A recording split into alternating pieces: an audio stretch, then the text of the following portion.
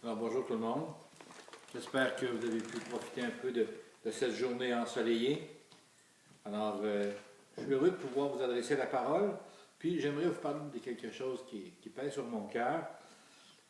Et le sujet, c'est l'inquiétude.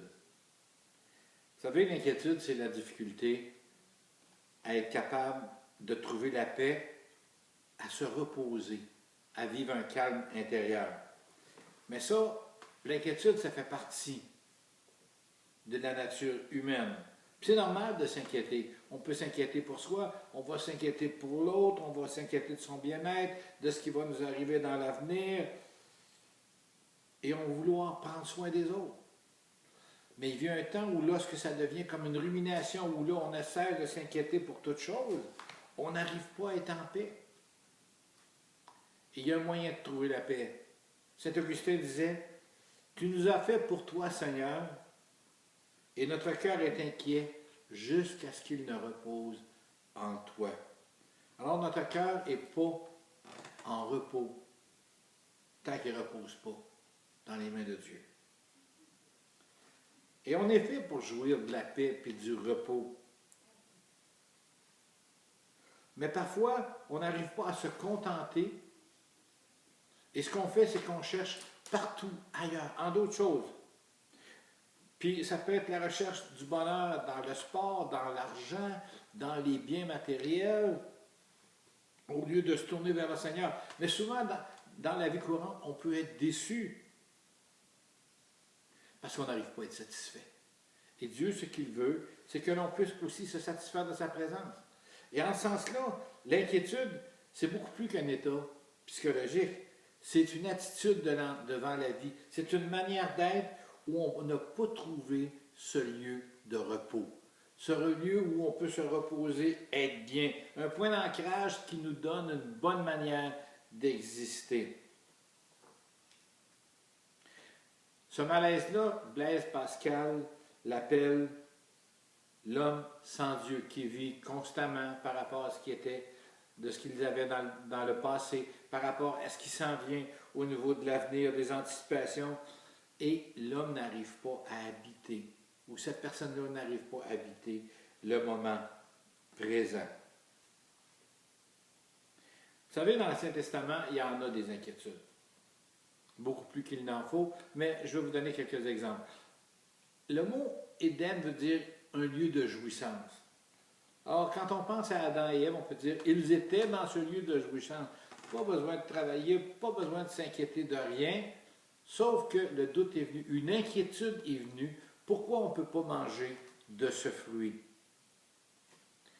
Voyez-vous? Ça n'est une inquiétude.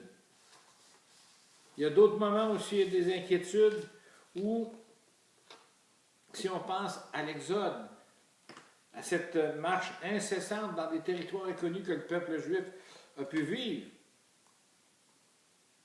Mais pourtant, c'est ce même peuple-là, c'est pendant cette même marche-là que Dieu a pourvu par la nuée, le jour, par la colonne de feu, la nuit, par la nourriture, par la manne qui leur était donnée. Et pourtant, quelques siècles plus tard, malgré la présence constante de Dieu qui a pourvu à leurs besoins, il y a une critique, il y a de l'inquiétude. Pourquoi nous as-tu fait errer, Seigneur, loin de tes chemins? Ah, si tu déchirais les cieux et si tu descendais. On retrouve ça dans Isaïe 63, versets 17 et 19. Et il y a eu des appels comme ça, que ce soit par David. Dieu, tu nous as rachetés, rompu, reviens à nous. Il y a un appel qui est lancé à Dieu. Comme, ô Dieu, écoute ma prière, sois attentif à ma prière, à mon cri du bout de la terre, je t'appelle. Il y a un désir de l'homme de savoir que Dieu va répondre à sa prière. Il y a une interpellation où on désire établir un dialogue avec Dieu. Vous savez, la peur peut nous priver de la jouissance. Un exemple. La personne qui s'est fait donner un talent et qui, au lieu de le faire profiter, l'a enterré. De peur de ce que allait faire ou allait dire le maître. Les autres sont partis en paix, ils ont placé l'argent, puis il y a eu des revenus, il y a eu des intérêts. Mais lui, fort probable que pendant tout ce temps-là, il s'est inquiété de ce qu'allait faire le maître à son retour. Alors, il a enterré son talent par peur. On voit ça dans le Matthieu 25. Mais il y a des inquiétudes qui peuvent nous troubler. Mais quand on connaît le Seigneur, on a un espoir, on a une espérance de pouvoir se tourner vers lui. Les agriculteurs, les fermiers du temps devaient se demander, est-ce qu'il va y avoir de la pluie aujourd'hui? On peut se poser les mêmes questions. Est-ce qu'on va avoir de quoi se vêtir? Est-ce qu'on va avoir de quoi manger? Et ces inquiétudes-là, elles sont légitimes devant le Seigneur.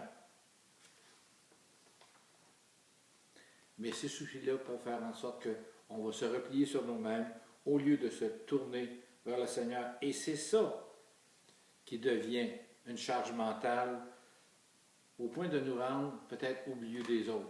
On ne pense plus à l'autre, on pense à soi. Le plus important, ça devient la personne. Mais voyez-vous, dans la Bible, ça nous dit, dans le Proverbe 12-15, l'inquiétude dans le cœur de l'homme l'abat. Mais une bonne parole le réjouit, ou une parole douce. Il faut être capable de surmonter ça, de dire, Seigneur, voici ce que tu dis. Maintenant, moi, je veux connaître un temps de réjouissance, un temps de bien-être avec toi. Et voyez-vous, l'intelligence en soi, l'inquiétude en soi, ça pourrait être la marque d'une intelligence en quête de sens. Je veux donner un sens vers un absolu qui est Dieu. Je veux être capable de me tourner vers lui, puis de dire, comme saint Augustin le disait, apporte-moi le repos.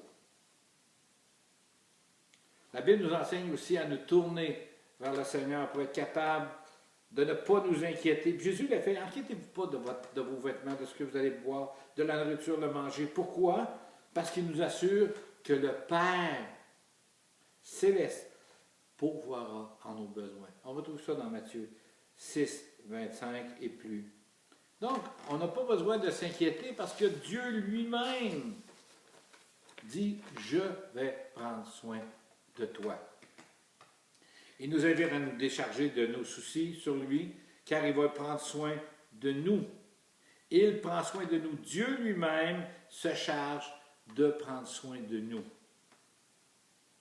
Alors, en terminant, quand ça dit « Ne vous inquiétez de rien, mais en toute chose, faites connaître vos besoins à Dieu, dans la prière, dans l'intercession, avec un cœur reconnaissant. » Mais en même temps, ce que ça nous dit, c'est ce que dans Jean 14, 27, Jésus dit « Je vous laisse la paix.